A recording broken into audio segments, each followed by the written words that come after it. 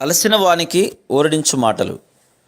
సహోదరుడు భక్తి సింగ్ గారి పరిచయం నుండి సేకరించిన అనుదిన ధ్యానములు. ఆగస్టు 5. ఆయన ఫలించు ప్రతి తీగే మరి ఎక్కువగా ఫలించవలని దానిలోని పనికిరాని తీగలను తీసివేయును. యోహాను సువార్త 15:2. నీ లోగిట నీ భార్య ఫలించు ద్రాక్షవల్లి వలె నుండును.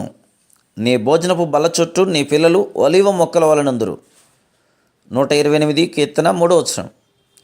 మనము ప్రభువైన యేసుక్రీస్తు యొక్క శరీరంలోని అంగములుగా ఉండి ఆయన ఆధిపత్యము క్రింద ఉండుట అన్నది ఎంత మనోహరమైన విషయం. ద్రాక్షవల్లిలో అధికంగా పెరిగిన తీగలను ప్రతి సంవత్సరం కత్తిరించవలను. అప్పుడు మాత్రమే అది ఎక్కువ ఫలములు ఫలించినదిగా ఉండును. అలాగే మన జీవితములు ఫలించవలనన తప్పకుండా శ్రమలు బాధల ద్వారా వెళ్ళవలను.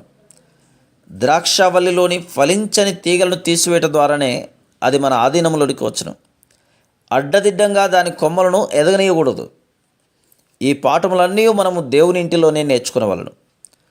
కీర్తన 125:5 ప్రకారం, సియోనులో నుండి యెహోవా నిన్ను ఆశీర్వదించును.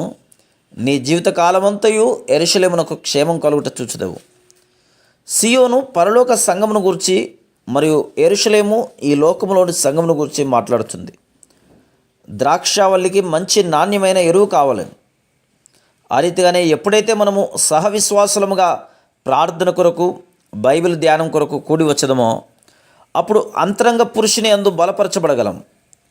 ఆయన ఇంటిలో లేదా సన్నిధిలో మాత్రమే మన భారము తొలగిపోవును, మన ప్రశ్నలకు జవాబు దొరుకును మరియు మన జీవితములు ఆయన చిత్తమునకు మరి ఎక్కువగా లోబడి ఉండును. ఎప్పుడైతే మనం సహవాసం కలిగి ఉందమో అప్పుడు మరి ఎక్కువగా దేవుని సన్నిధిని అనుభవించగలం మరియు సాతాను యొక్క కనిపించని తంత్రముల నుండి కాపాడబడదుము. ప్రేమ ద్వారా, విశ్వాసుల ప్రార్థన సహవాసం ద్వారా, ఒకరికొకరము సహకరించుకునటం ద్వారా మన శ్రమలను, బాధలను జయించగలం. దైవికమైన స్నేహితులతో మన బాధలను, సంతోషమును పంచుకొనవచ్చును. ఈ లోక స్నేహితుల స్నేహంలో చాలాసార్లు తప్పుడు ఉద్దేశములు ఉండవచ్చును. వారు ఏదైనా బహుమానము ఇచ్చినప్పుడు తిరిగి మన యొద్ద నుండి మరి శ్రేష్టమైన బహుమానమును పొందగోరుదురు. కానీ దేవుని బిడ్డలు ప్రతి ఒక్కటి దేవునికి చేసినట్లుగానే చేదురు. ఈ విధమైన ప్రేమ సహవాసం మన జీవితములకు ఆశీర్వాదమును తీసుకొని వచ్చును.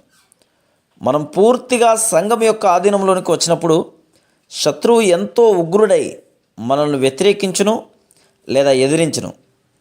కీర్తన 129 మొదటి 2 వచనములలో దేవుని ప్రజలు అనేకమైన శ్రమల ద్వారా ఏ విధంగా వెళ్ళవలనో వివరించబడింది. దేవుడు శత్రువును పూర్తిగా ఓడించి సంఘము ద్వారా తన మహిమ, ప్రేమను వెల్లడి చేయవలని కోరుచున్నాడు.